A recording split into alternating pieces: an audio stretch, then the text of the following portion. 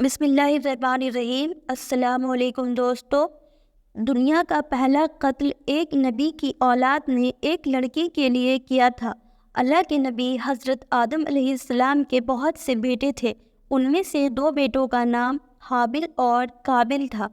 آدم علیہ السلام کے جڑواں بچے ہوا کرتے تھے، ایک لڑکا اور ایک لڑکی۔ تو جو بچے اکٹھے پیدا ہوا کرتے تھے بھائی بہن مانے جاتے تھے، لیکن جو بچے ساتھ میں پیدا نہیں ہوتے تھے انہیں سگے بھائی بہن نہیں مانتے تھے، ایسے جیسے کہ کزن کا رشتہ ہوتا ہے جن کے ساتھ نکاح جائز ہوتا ہے، ایسا مانا جاتا تھا جس سے کہ نکاح کا سلسلہ چلتا رہے، کیونکہ ظاہر ہے کہ حضرت آدم علیہ السلام کے دنیا میں آنے کے بعد انہی سے اولادیں ہوئی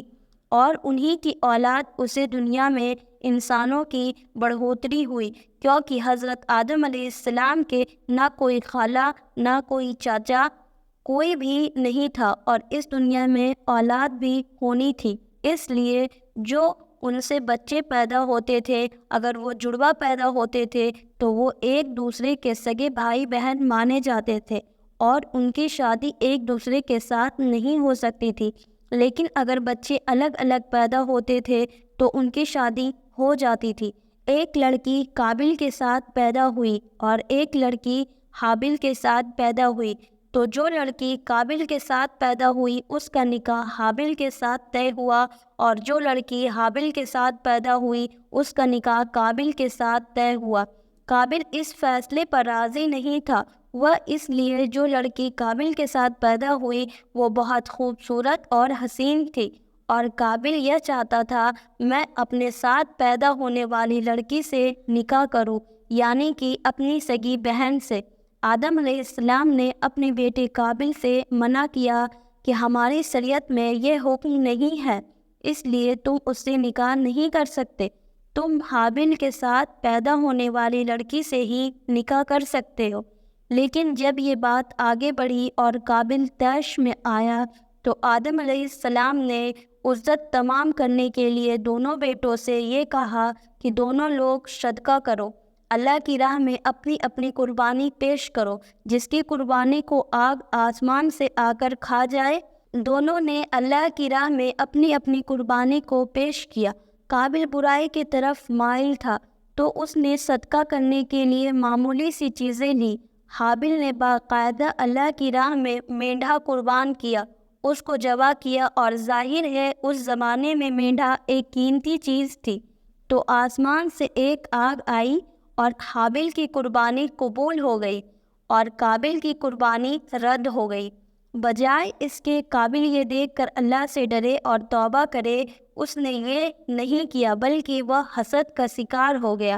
اپنے بھائی سے جلنے لگا کیونکہ وہ اس میں اپنی بے عزتی محسوس کر رہا تھا۔ بجائے اس کے کہ وہ توبہ کرتا، اللہ سے معافی مانگتا، اللہ تو بڑے غفور الرحیم ہے، معاف کر دیتے اور اللہ آگے اس کی بھی قربانی کو قبول کرتے۔ لیکن ایسے موقع پر قابل نے بجائے عبرت حاصل کرنے کے، اللہ سے ڈرنے کے، وہی کام کیا جو شیطان نے کیا تھا۔ جب اللہ نے شیطان کو حضرت آدم علیہ السلام کا سجدہ کرنے کو حکم دیا تو شیطان نے حضرت آدم علیہ السلام کو سجدہ کرنے سے انکار کر دیا، تو اللہ نے شیطان سے کہا کہ میرے دربار سے نکل جا۔ بجائے اس کے کہ شیطان توبہ کرے وہ اور اکڑ دکھا رہا تھا۔ یہاں بھی قابل نے یہی کیا کہ قابل نے کہا میرے بھائی حابل کی وجہ سے مجھے یہ بے عزتی اٹھانی پڑی ہے۔ تب قابل نے حابل کو دھمکی دی اور کہا کہ میں تجھے قتل کر دوں گا،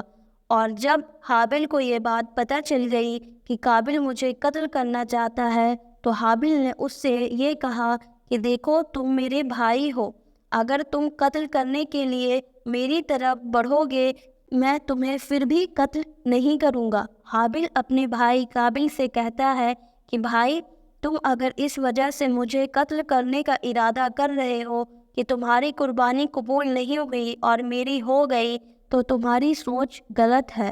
کہ تمہاری قربانی میری وجہ سے قبول نہیں ہوئی، یہ تو اللہ کی کوئی مرضی ہے۔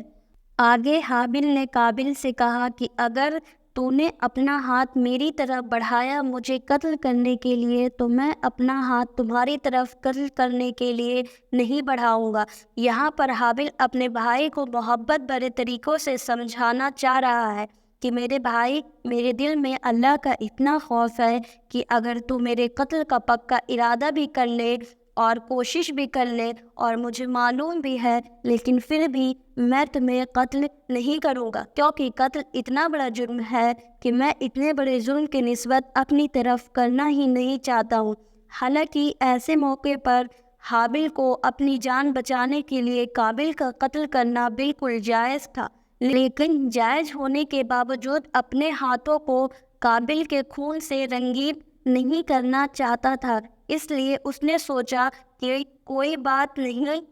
اگر میں مر گیا تو اللہ مجھے اس کا نتیجہ مرنے کے بعد دے دیں گے۔ میں اپنی آخرت کی فکر کر رہا ہوں، میں اپنے رب العالمین سے ڈرتا ہوں، اور اگر تو پھر بھی مجھے قتل کرنا چاہ رہا ہے تو میں یہ چاہتا ہوں کہ تو میرے اور اپنے گناہ کے ساتھ لوٹے قیامت کے دن، یعنی کہ میں یہ جرم اپنے کندھے پر نہیں رکھنا چاہتا، بلکہ میں تو وہ طریقہ اختیار کروں گا کہ تو اگر مجرم بننا ہی چاہتا ہے تو میں جو تجھے قتل کرنے کا جرم کرنا تھا خود کو بچانے کے لیے، تو وہ جرم بھی تیرے کندھے پر آ جائے، کیونکہ قتل کا جو خون ہے اس سے تیرے ہاتھ رنگین ہو، میرے ہاتھ نہیں۔ اس بات کا ایک مطلب یہ بھی ہو سکتا ہے کہ حدیث میں آتا ہے کہ جو بھی مسلمان کسی دوسرے پر ظلم کرے گا تو قیامت کے دن مظلوم کے گناہ ظالم کے کندھوں پر ڈال دیے جائیں گے۔ حابل نے شاید اسی مطلب سے یہ بات کہی ہو کہ میں یہ ارادہ کرتا ہوں تو میرے اور اپنے گناہوں کے ساتھ قیامت کے دن لوٹے۔ تو اگر مجھے قتل کرے گا تو میں تجھے قتل نہیں کروں گا، اور اگر مجھ سے کبھی کوئی گناہ ہوا ہوتا تو اس کا بھی جرم تیرے کندھوں پر چلا جائے گا، اور یہی چیز میرے گناہوں کی معافی کا ذریعہ بنے گی، جس کا نتیجہ یہ ہوگا کہ تو آگ والوں میں سے ہو جائے گا۔ میں اپنے آپ کو آگ والوں میں شامل نہیں کرنا چاہتا، ہاں میں یہ ضرور چاہتا ہوں کہ میری بخشش ہو جائے، اور اگر تو نے میرا قتل کا ارادہ کر ہی لیا ہے تو آگ والا ہو جائے۔ پھر حابل نے اپنے بھائی سے کہا کہ ظالمین کا یہی بدلہ ہے کہ وہ آگ والا ہو جائے۔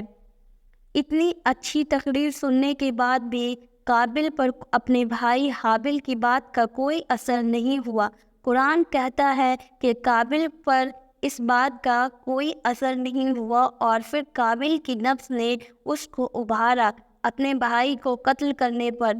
بلاخیر اس نے اپنے بھائی کا قتل کر دیا۔